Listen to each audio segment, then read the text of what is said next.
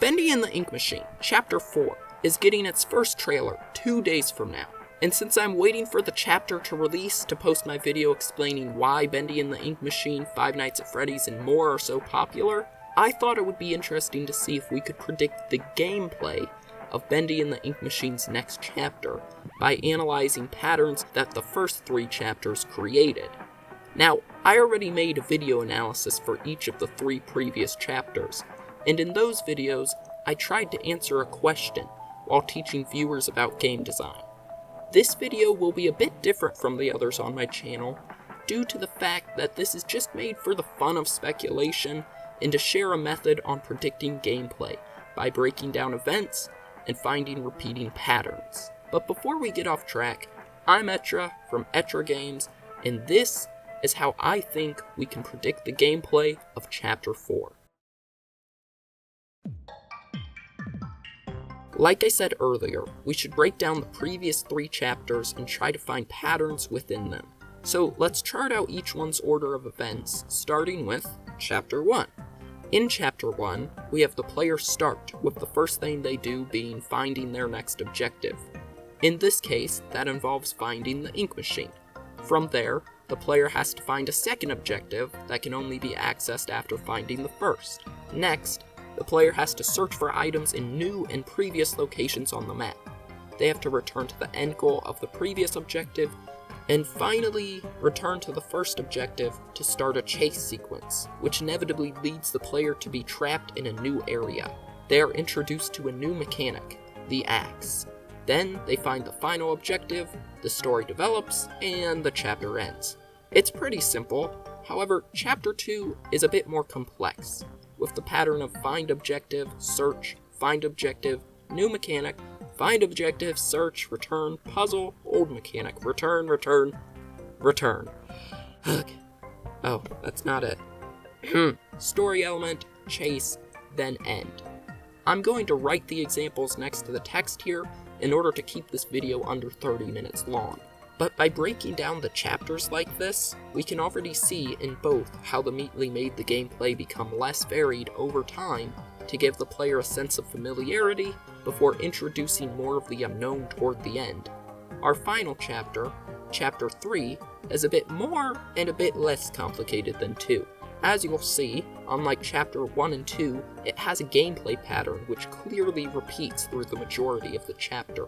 We start the chapter with a find, then a search, a return, then a find, new mechanic, which only sort of was when you held a light for 30 seconds and walked through a tunnel, search, find, puzzle, story element, search, new mechanic, search, story element, and here is where things got controversial, with the game being repetitive.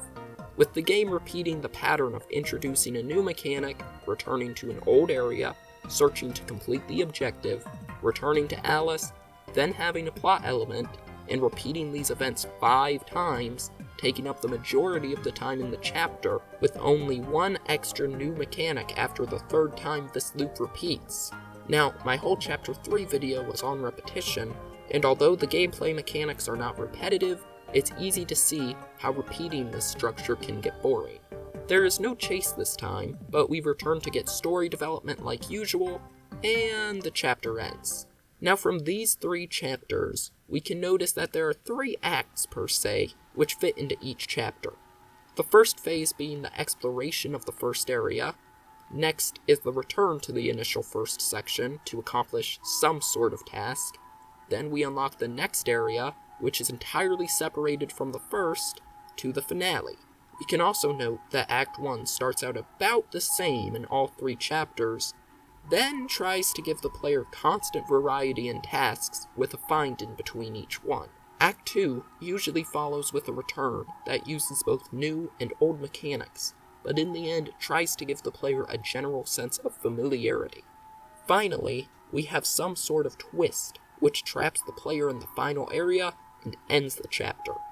This 3-act structure, whether intentional or not, tries to make the player feel uneasy or fearful, not knowing what comes next.